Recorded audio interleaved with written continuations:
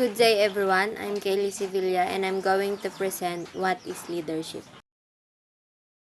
Leadership styles refers to the behavioral approach employed by leaders to influence, motivate, and direct their followers. A leadership style determines how leaders implement plans and strategies to accomplish given objectives while accounting for stakeholders' expectations and well-being and soundness of their team. Leadership styles have been studied in various forms to establish the appropriate or most effective leadership styles that motivates and influence others to accomplish set goals. The major tenet of effective leadership styles is the degree to which it builds follower trust. I am Jessamine G. Asuncion and I am going to discuss the common leadership styles. First is the democratic leadership styles, where a leader makes decisions based on input received from team members.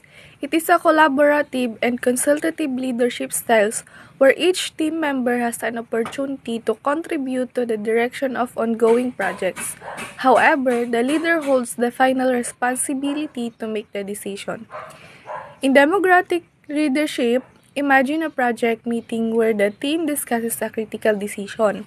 The leader encourages each team member to share their ideas and opinions on the best approach. After a thorough discussion, the leader considers all input but ultimately makes the final decision, ensuring a balance between collaboration and decisive leadership. Next is the autocratic leadership. Autocratic leadership is the direct opposite of democratic leadership.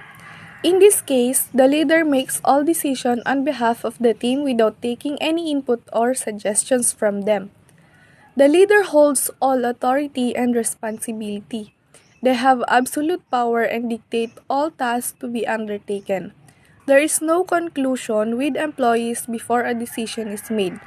After the decision is made, everyone is expected to support the decision made by the leader. There is often some level of fear of the leader by the team, rather. In an autocratic leadership setting, a team where the leader unilaterally decides on a new project direction without seeking any input from team members. The team is informed of the decision without prior consultation, and the leader dictates specific tasks and expectations without room for discussion. The atmosphere is marked by a sense of authority and fear of dissent, as team members are expected to support the decision without contributing to the decision-making process. Next is the laissez-faire leadership. Laissez-faire leadership is accurately defined as a hands-off or passive approach to leadership. Instead, leaders provide their team members with the necessary tools, information, and resources to carry out their work tasks. The let them be style of leadership entails that a leader steps back and lets team members work without supervision and free to plan, organize, make decisions, tackle problems, and complete the assigned projects. In Liza's fair leadership scenario, a creative team given a project to develop innovative solutions. The leader, adopting a hands-off approach, provides the team with the essential resources and information needed but refrains from active supervision. Team members are free to independently plan, organize, make decisions, and address challenges. The leader trusts the team's abilities, allowing them the autonomy to execute the project in their own way, fostering a sense of ownership and self-direction among the team members. Next is the transformational leadership. Transformational leadership is all about transforming the business or groups by inspiring team members to keep increasing their bar and achieve what they never thought they were capable of. Transformational leadership expects the best out of their team and push them consistently until their work, lives, and businesses go through a transformation or considerable improvement. In transformational leadership, imagine a company going through a challenging phase and a transformational leader emerges.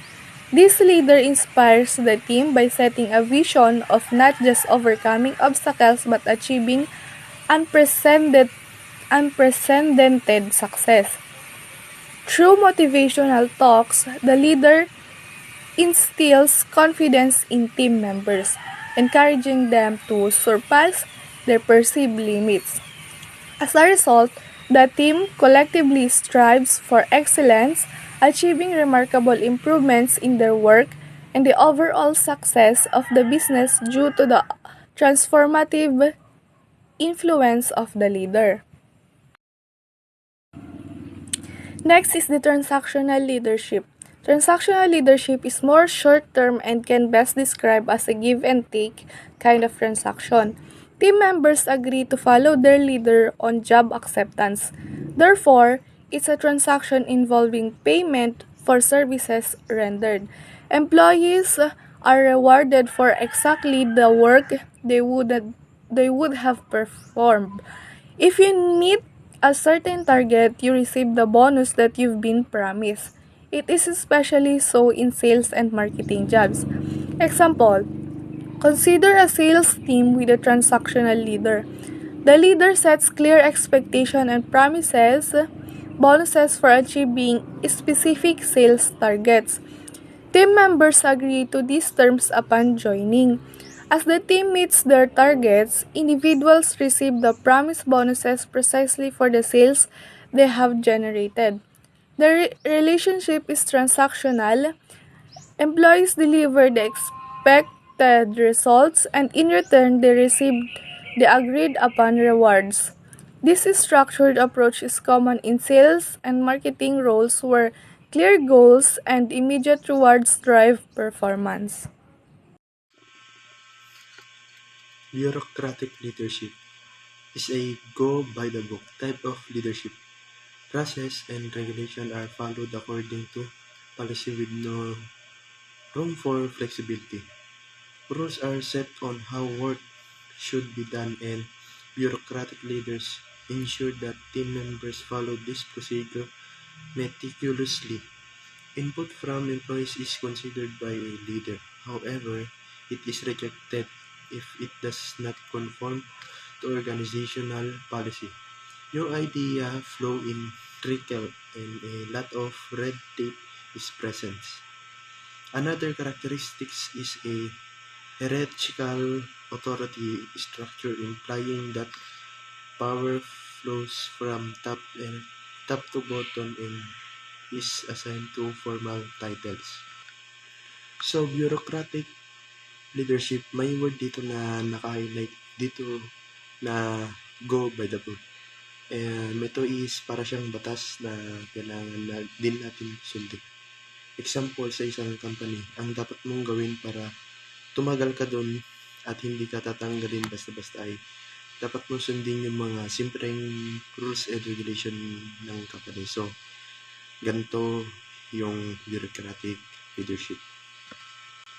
7 is servant leadership. Involve a leader being a servant to the team before being a leader.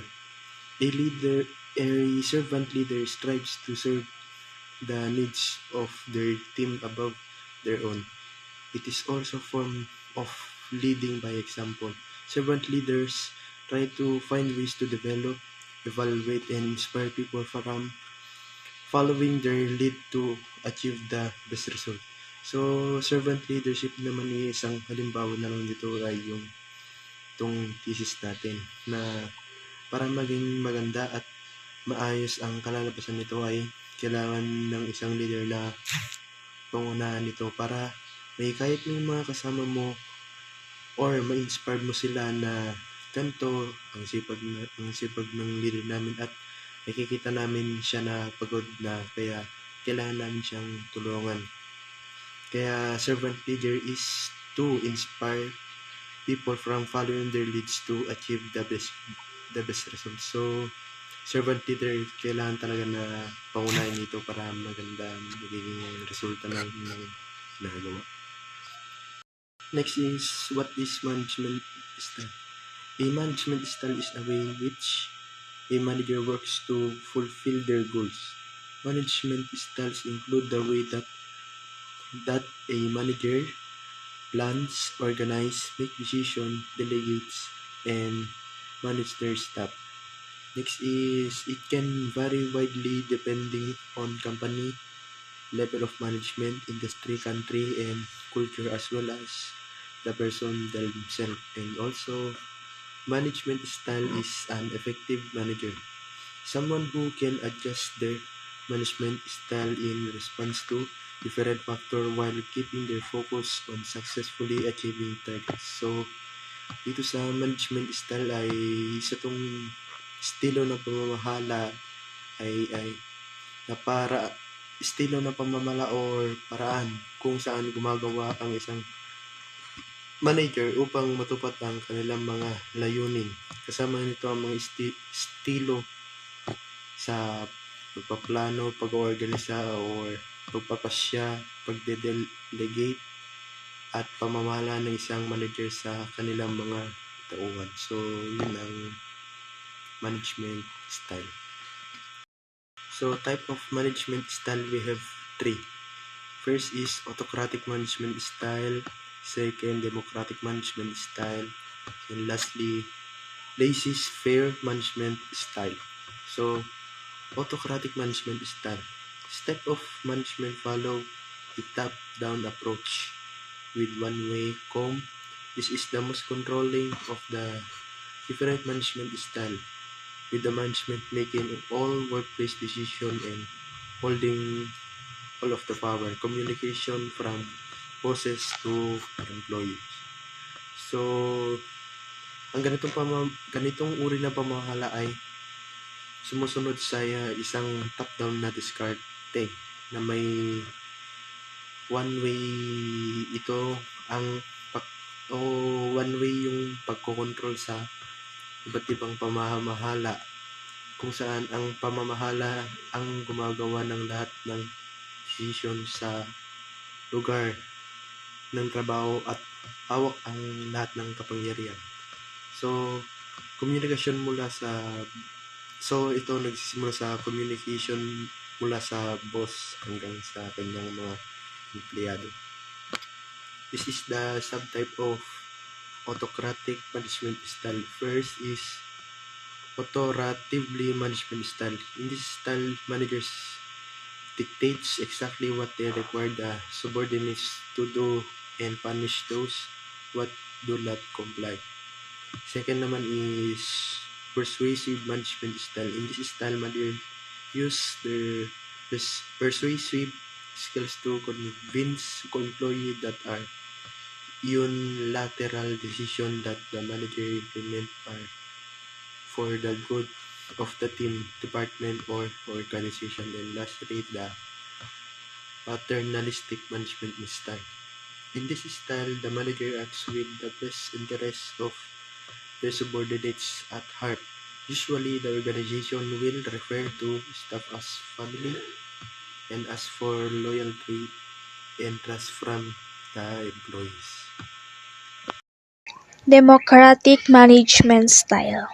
The managers encourage employees to give input during the decision-making process, but are ultimately responsible for the final decision.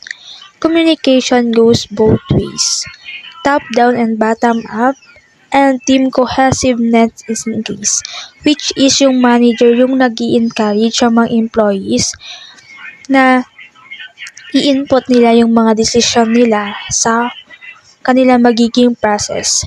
Pero yung manager pa rin yung magiging responsible para sa final decisions.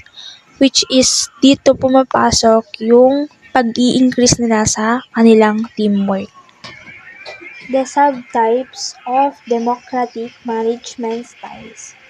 First is consultative management styles, which is the manager asks for the opinions and thoughts of their team, and consulting the viewpoints of every member of their team. Second is participate management style. What is participate management styles? The managers and staff are all active members of the decision process. Staff are given access to more information about the company and its goals, and are encouraged to innovate solutions. Next is collaborative management style. What is collaborative management style? The management create an open forum for ideas to be discussed extensively before making decisions based on majority rule. Staff is empowered to the ownership of outcomes, which can lead to increased engagement, innovation, and creativity. Next is transformational management style. What is transformational management style? The managers focus their efforts on pushing their staff to ever greater accomplishments through encouragement, pushing them past their comfort zone regularly and consistently, motivating their teams to raise their bar for achievements. Next is coaching management style. What is coaching management style? The managers see themselves as the coach and their employees as the valued members of their team, which is parang sila yung nagtuturo sa mga employees, yung mga bagong employees. Example, yung mga trainees na pwedeng i-coach, ganun, para alam nila yung mga ginagawa nila. Third is laissez-faire management style. What is laissez-faire management style? The management takes hands-off approach to leadership. Staff is trusted to their work without supervision, and they are left to control their decision making and problem solving.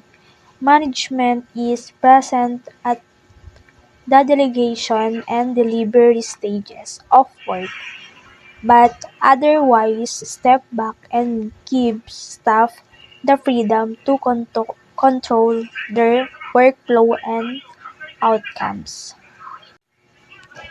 There are two subtypes of laissez-faire management style.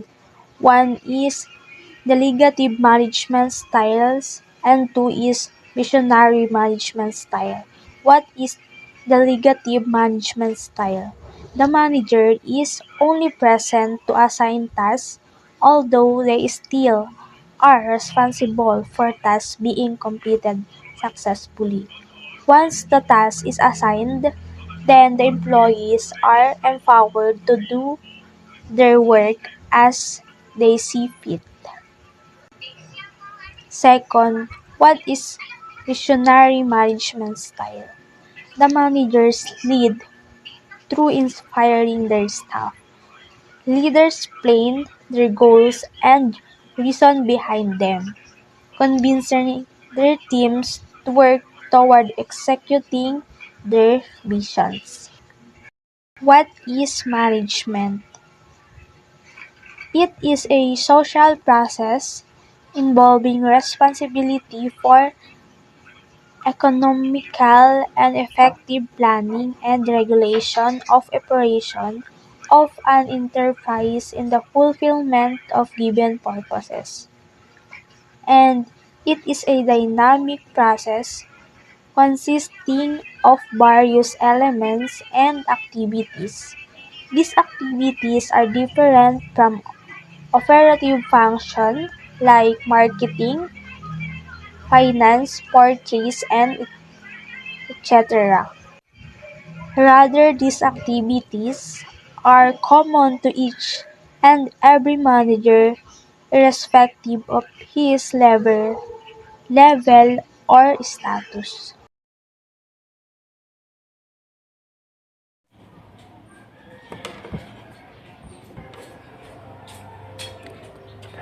Function of management.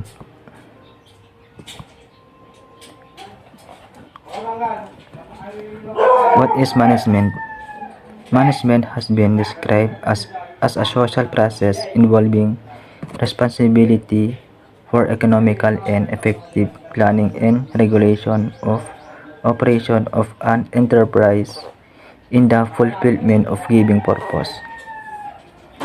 It is a dynamic process consisting of various elements and activities. These activities are different from operative functions like marketing, finance, purchase, etc. Rather, these activities are common to each and every management, irrespective of his level or status.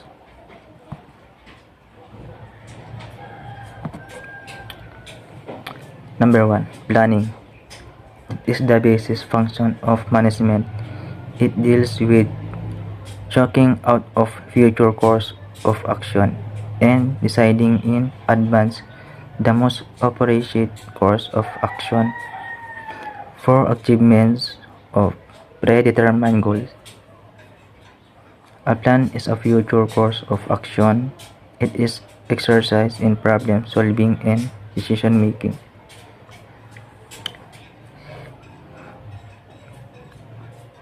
Planning determination of course of action to achieve desired goals. This planning is systematic, thinking about ways in and means for accomplishment of predetermined goals. Organizing. It is the process of bringing together physical, financial, and human resources and developing productive relationship among them for achievements of organizational goals. According to Henry Fayol, to organize a business is to provide it with everything useful for its functions and raw material, tools, capitals, and personnel.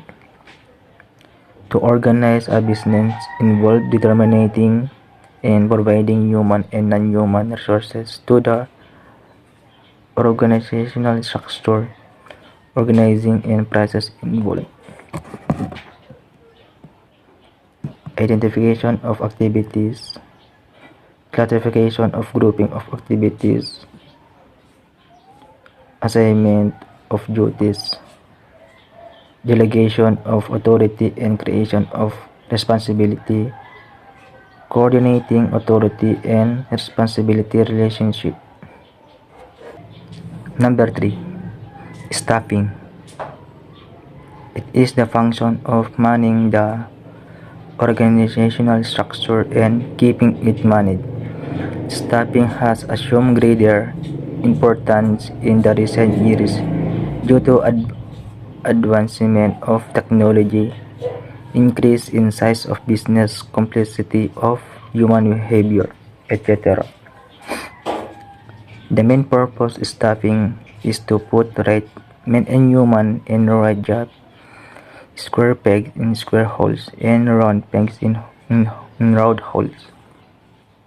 According to Cons and Johnell, managerial function staffing involves manning the organizational structure through proper and effective selection, appraisal, and development of personnel to fill the roles designed to submit and hold. Manpower. Estimating a man in terms of it. Searching choose the person of and giving the right place. Recruitment, selection, and placement. Training and development. Remuneration, performance appraisal, promotion and transfer. Therefore, directing.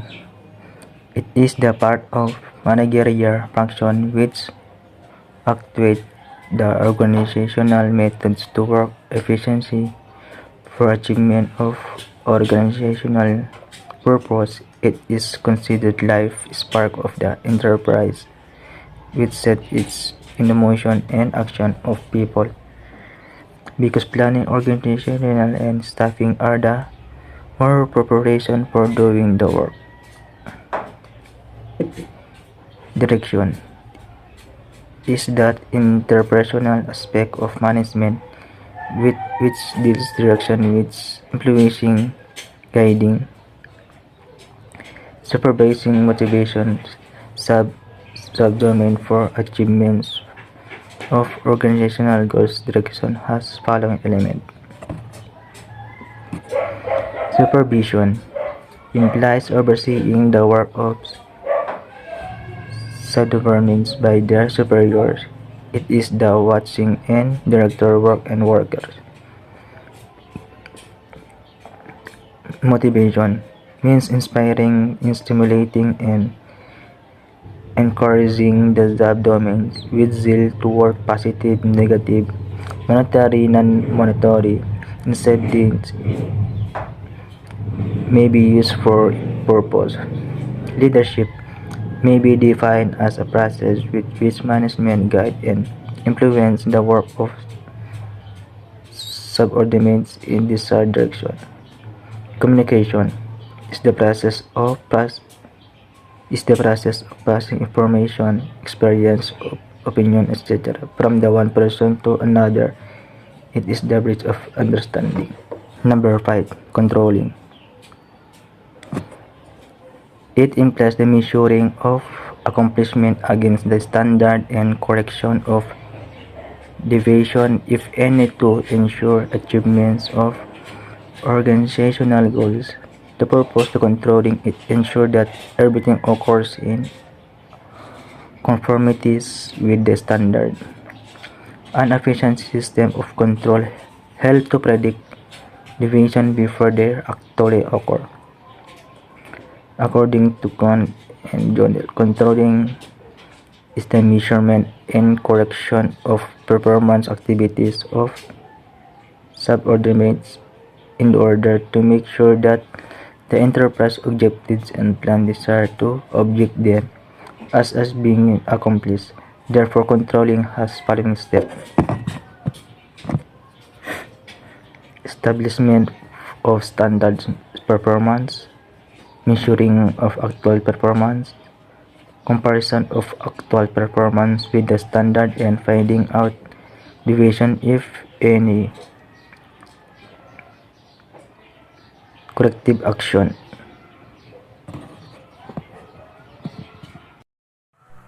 In the continuation of the previous reporter, now I'm going to report the power of teamwork. Let me define first what is teamwork. Teams are a compound word combining team and work.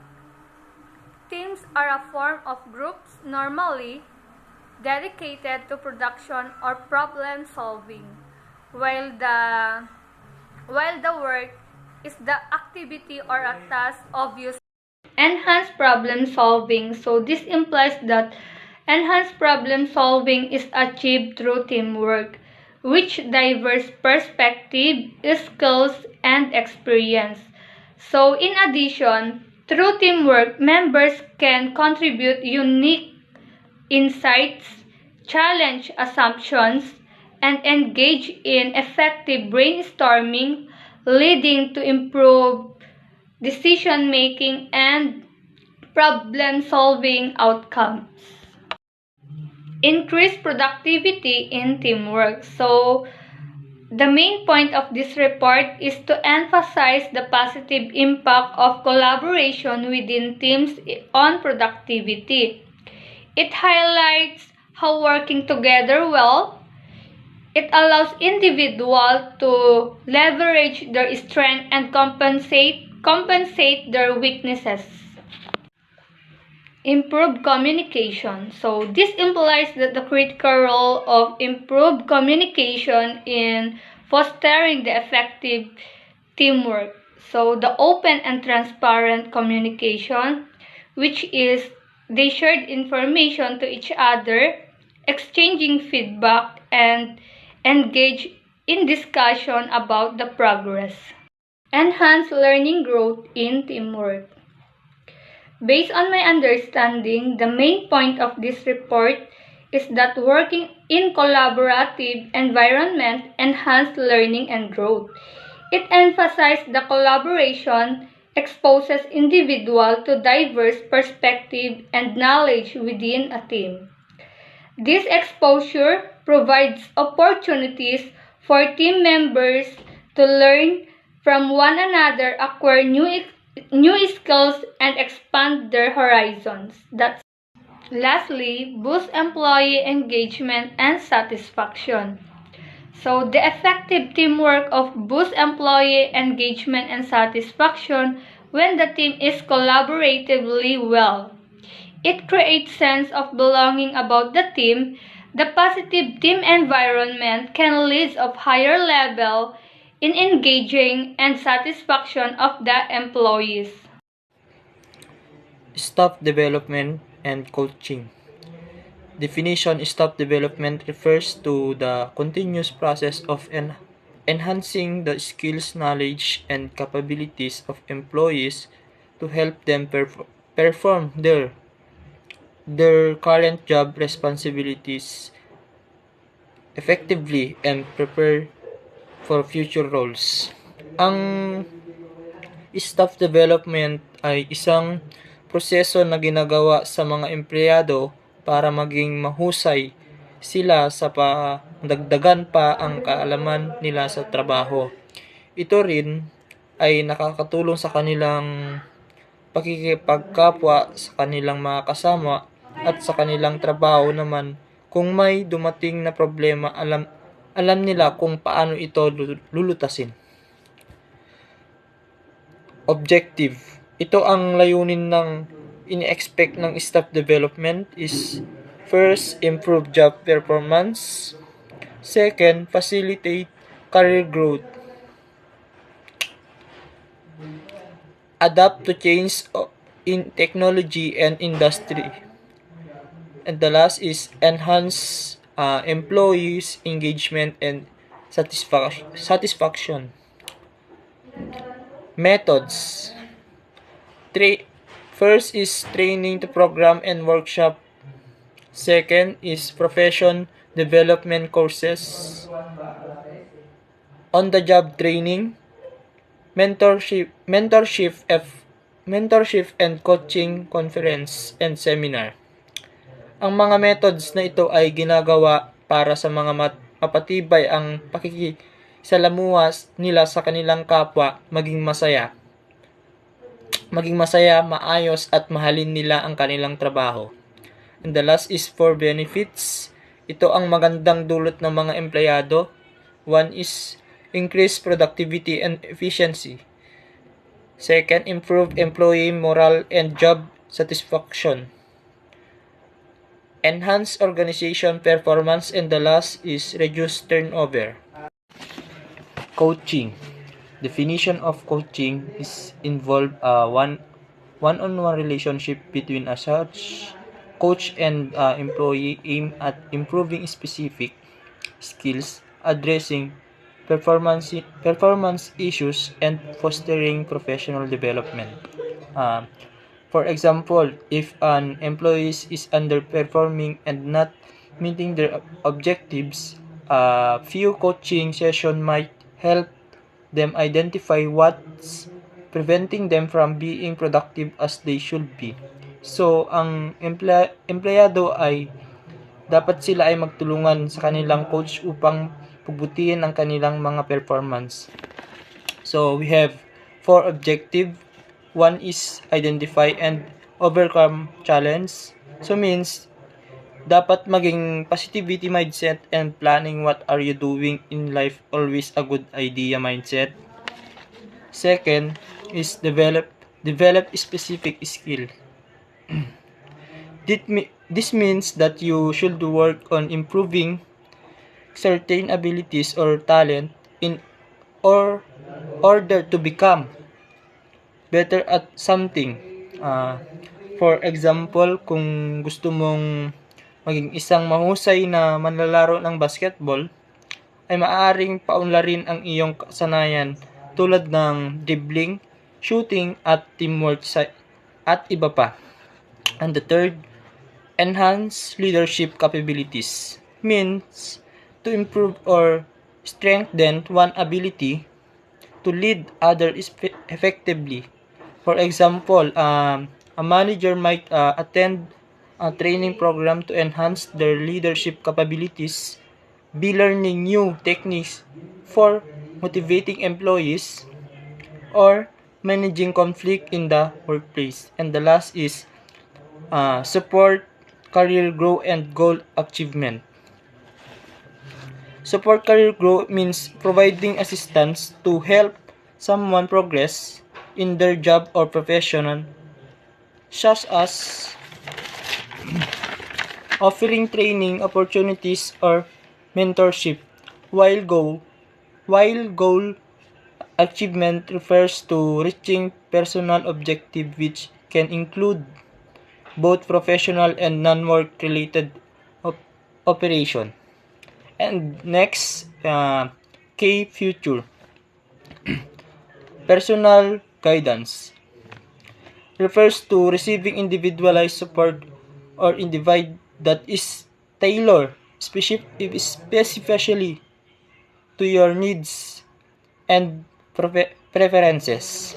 Second, goal setting and action plans. Goal setting and action plan are tools used to achieve specific objective or target. For example, kung may action na nagpapapayat, dapat mag-exercise sila tuloy-tuloy hanggang makuha nila yung gusto nilang timbang. And the third is regular feedback and reflection. Reflection involves taking time to think about that has been learned from feedback received and how it can be applied the future situation. And the last is strength-based approach. A strength-based approach is a way of looking at people and situation that focuses on the positive aspect rather than the negative. Halimbawa, sa edukasyon, maaaring gumamit ng isang guro ng diskarte na nakabatay sa lakas sa pamamagitan ng pagkilala sa mga natatanging talento at interes ng bawat mag-aaral upang matulungan silang magtagumpay sa kanilang academic performance.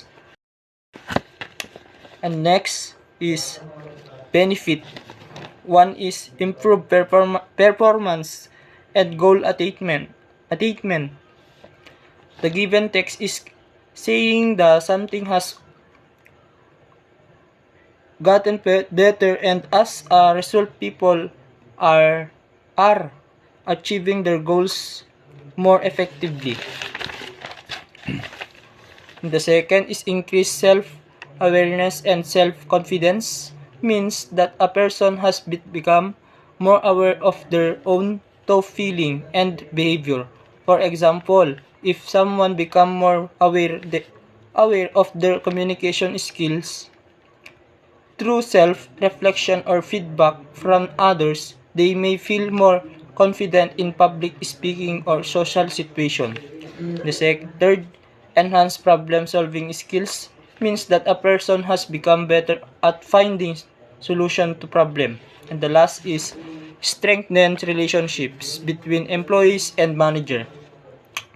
This means that the relationship between employees and manager will be made stronger. And the last one is coaching process and assessment. First is assessment, identify areas for improving or development. For example, let's say you are a teacher and you want to access your student reading skill. You might give them a test to see how well they can read and understand different passage of text. The second, goal setting, establish clear achievable goals. Dedicate to effective goal setting as making sure your goals are clear and achievable. This means that they should be specific enough so that you know exactly what you need to be done, but not so overwhelming that they seem impossible. In action planning, developing steps to achieve goals. Action planning is a process of creating steps that will help you achieve your goals. Implementation, execute the action plan. For example, if a company wants to increase its sale by 10%, may create an action plan that you include step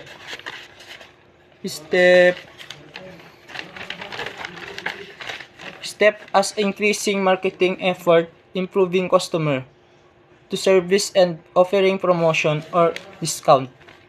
And feedback, provide ongoing feedback and support.